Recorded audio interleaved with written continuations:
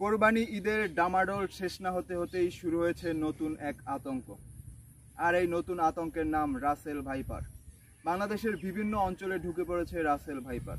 অতিরিক্ত এই বিষধর সাপটির দেখা মিলছে ঢাকার দোহা, মানিকগঞ্জ, মুন্সিগঞ্জের চরাঞ্চলে।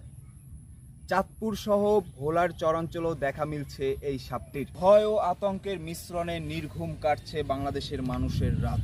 গত এক মাসে দেশের উত্তর থেকে দক্ষিণ ও মধ্য অঞ্চলের জেলাগুলোতে দেখা গেছে রাসেল ভাইপার। গত ৩ মাসে এই বিষধর সাপের দংশনে মানিকগঞ্জে ৫ জনের প্রাণ হারিয়েছে। বিষধর এই সাপ নিয়ে দেশে আতঙ্ক ছড়াচ্ছে। সাধারণত সাধারণ সাপগুলো মানুষকে দেখলেই এড়িয়ে চলে যায়, কিন্তু রাসেল ভাইপার এমন নয়। এর স্বভাব পুরোই উল্টো। নিজেদের বিপন্ন মনে করলেই আক্রমণ করে। হিংস্র ও আক্রমণের দিক থেকে সব সাপগুলোর থেকেই উপরে। আক্রমণের ক্ষেত্রে এরা এতটাই ক্ষিপ্র যে ১ সেকেন্ডের ১৬ ভাগের ১ ভাগে পুরো কামড়ের প্রক্রিয়াটি শেষ করতে পারে এই রাসেল ভাইপার। এরা প্রচণ্ড জোরে হিস হিস শব্দ করতে পারে, যে শব্দ মানুষের মনকে দুর্বল করে দিতে যথেষ্ট। রাসেল ভাইপারকে স্থানীয়ভাবে চন্দ্রগোড়া সাপ নামেও ডাকা হয়। বাংলাদেশে যে কয়টি বিষধর সাপ তার ভিতরে অন্যতম একটি রাসেল ভাইপার। বিষধর সাপ হিসাবে পুরো পৃথিবীতে এর অবস্থান ৫ম।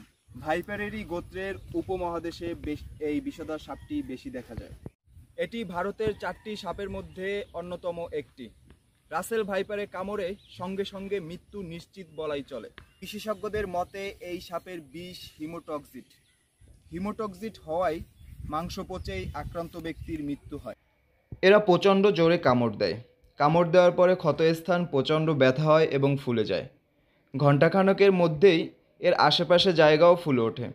গড় হিসাবে রাসেল ভাইপারের কামড়ে ৭২ ঘন্টা বা ৩ দিন পরে রোগীর মৃত্যুবরণ হয়। বেশিরভাগ ক্ষেত্রে এই সময়সীমার মধ্যে অ্যান্টিবায়োটিক প্রয়োগ করা যায়, তাহলে আক্রান্ত ব্যক্তির জীবন বেঁচে যায়।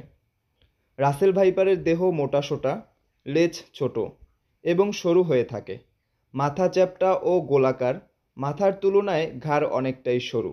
শরীরের রং বাদামি হলদে বাদামি, অর্থাৎ কাঠ রঙের বলা চলে।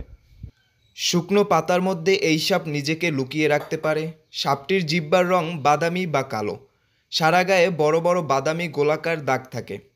এ দাগের মাথা সোচালো, অনেক সময় দাগগুলো একসঙ্গে দেখতে শিকড়ের মতো লাগে। দাগের চারপাশে কালো রঙের বর্ডার থাকে, তার মধ্যে সাদা বা হলদে ছিটে লক্ষ্য করা যায়। পেটের দিকের আঁশ এবং রং সাদা। এদের বিষদাঁত লম্বা। বিষদাঁতের দৈর্ঘ্য ১৫ থেকে ১৬ মিলিমিটার পর্যন্ত হয়ে থাকে, যা পৃথিবীর দ্বিতীয় বৃহত্তর দাঁত। তাই সবাই সচেতন থাকুন, নিজেকে ভালো রাখুন।